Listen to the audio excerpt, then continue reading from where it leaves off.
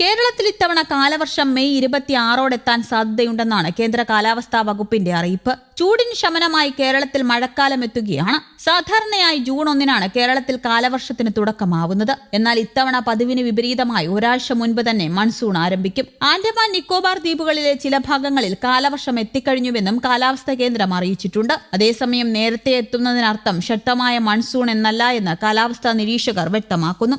ആരംഭ തീയതികളും മൊത്തം സീസൺ മഴയും തമ്മിൽ ബന്ധമില്ല എന്നാണ് വിദഗ്ധർ ചൂണ്ടിക്കാട്ടുന്നത്. എല്ലാ കൊല്ലവും രാജ്യത്ത് കേരളത്തിലാണ് ആദ്യം കാലവർഷം എത്തുന്നത്. ഇതിനൊരു കാരണവുമുണ്ട്. കാറ്റിന്റെ വ്യതിയാനത്തിനനുസൃതമായി ഉണ്ടാകുന്ന ഒരു പ്രതിഭാസമാണ് തെക്കു പടിഞ്ഞാറൻ മൺസൂൺ അഥവാ കാലവർഷം. വേനൽക്കാലത്ത് ഇന്ത്യൻ കരഭാഗം ചുറ്റുമുള്ള സമുദ്രങ്ങളെ അപേക്ഷിച്ച് വളരെ വേഗത്തിൽ ചൂടാകുന്നു. ഇതിന്റെ ഫലമായി വടക്കുമധ്യ ഇന്ത്യക്ക് മുകളിൽ ചൂടുള്ള വായു ഉയരുന്നു. ഇതൊരു താഴ്ന്ന മർദ്ദപ്രവേശം സൃഷ്ടിക്കുന്നു. ഈ സമയം ഇന്ത്യൻ മഹാസമുദ്രത്തിന് മുകളിലുള്ള താരതമ്യേന തണുത്ത വായും ഇവിടെ എത്തുന്നു. ഈർപ്പമുള്ള ഈ കാറ്റുകൾ തെക്കൻ ഇന്ത്യൻ മഹാസമുദ്രത്തിൽ നിന്ന് ഉപഭൂഖണ്ഡത്തിലേക്ക് സഞ്ചരിക്കുന്നു. ഇന്ത്യയിൽ എത്തുന്നതിന് മുമ്പ് അവ ഭൂമധ്യരേഖ കടക്കുകയും കോറിയോലിസ് പ്രഭാവം കാരണം വളയുകയും ചെയ്യുന്നു. ഭൂമിയുടെ ഭ്രമണം മൂലമുണ്ടാകുന്ന ചുഴലിക്കാറ്റുകളെയും ആഗോളക്കാറ്റിന്റെ പാറ്റേണുകളെയും സ്വാധീനിക്കുന്ന അതേ ശക്തിയാണിത്. ഇതിന്റെ ഫലമായി കാറ്റുകൾ തെക്ക് പടിഞ്ഞാറ് നിന്ന് അറബിക്കടലിന് മുകളിലൂടെ ഇന്ത്യയിലേക്ക് അടുക്കുന്നു.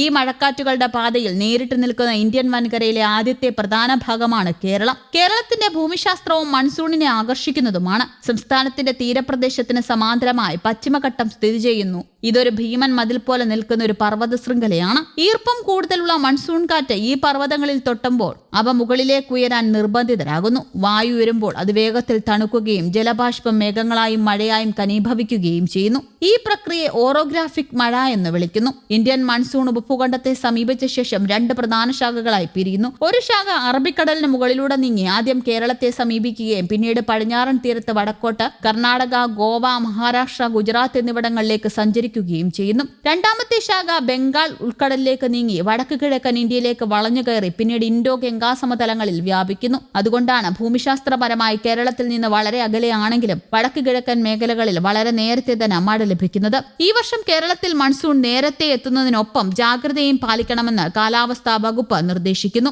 ഇത്തവണ ദീർഘകാല ശരാശരിയുടെ ഏകദേശം 92% മഴ ലഭിക്കുമെന്നാണ് കാലാവസ്ഥാ വകുപ്പിന്റെ പ്രവചനം. ഇതിനെ സാധാരണയിൽ താഴെ എന്ന വിഭാഗത്തിലാണ് ഉൾപ്പെടുത്തുന്നത്. കാലവർഷത്തിന്റെ അവസാനത്തിൽ എൽനിനോയ്ക്കു സാധ്യതയും നിരീക്ഷകർ ചൂണ്ടിക്കാട്ടുന്നു. പസഫിക് സമുദ്രത്തിന്റെ ഉഷ്ണമേഖലാ പ്രദേശത്ത് സമുദ്രോപരിതലം അസാധാരണമായി ചൂടുപിടിക്കുന്ന പ്രതിഭാസമാണിത്. ചൂട് കൂടുക മാത്രമല്ല, മഴ തീരെ ദുർബലമാവുകയും ചെയ്യും. ലോകത്ത് തന്നെ ചൂട് കൂടുന്ന പ്രവണത ഏറ്റവും അധികം കാണുന്നത് അറബിക്കടലിൽ ആയതിനാൽ കേരളത്തെ എൽനിനോ കൂടുതലായി ബാധിക്കുമെന്നാണ് സമുദ്ര കാലാവസ്ഥാ പഠന വിദഗ്ധർ പറയുന്നത്. അതിനിടെ സംസ്ഥാനത്ത് വേനൽ മഴ കനത്ത നാശം വിതച്ചു പെയ്യുന്നത് തുടരുന്നു. വരും മണിക്കൂറുകളിലും കേരളത്തിലുടനീളം കാറ്റും ഇടിമിന്നലോട് കൂടിയ കനത്ത മഴ തുടരുമെന്ന് കേന്ദ്ര കാലാവസ്ഥാ വകുപ്പ് മുന്നറിയിപ്പ് നൽകി. വരാനിരിക്കുന്ന ഇടവപ്പാതിയുടെ മുന്നോടിയായി അന്തരീക്ഷത്തിലുണ്ടായ മാറ്റങ്ങളാണ് മഴ ഇത്ര ശക്തമാകാൻ കാരണം. ഇതേ തുടർന്ന് വരും ദിവസങ്ങളിൽ പ്രകൃതിക്ഷോഭ സാധ്യത മുന്നിൽ കണ്ട് സംസ്ഥാനത്തെ വിവിധ ജില്ലകളിൽ അതീവ ജാഗ്രതാ നിർദ്ദേശം പുറപ്പെടുവിപ്പിച്ചിട്ടുണ്ട്. തലസ്ഥാന നഗരി ഉൾപ്പെടുന്ന തിരുവനന്തപുരം ജില്ലയിൽ വരും മണിക്കൂറുകളിൽ അതിശക്തമായ മഴ പെയ്യുമെന്ന പ്രവചനത്തിന്റെ അടിസ്ഥാനത്തിൽ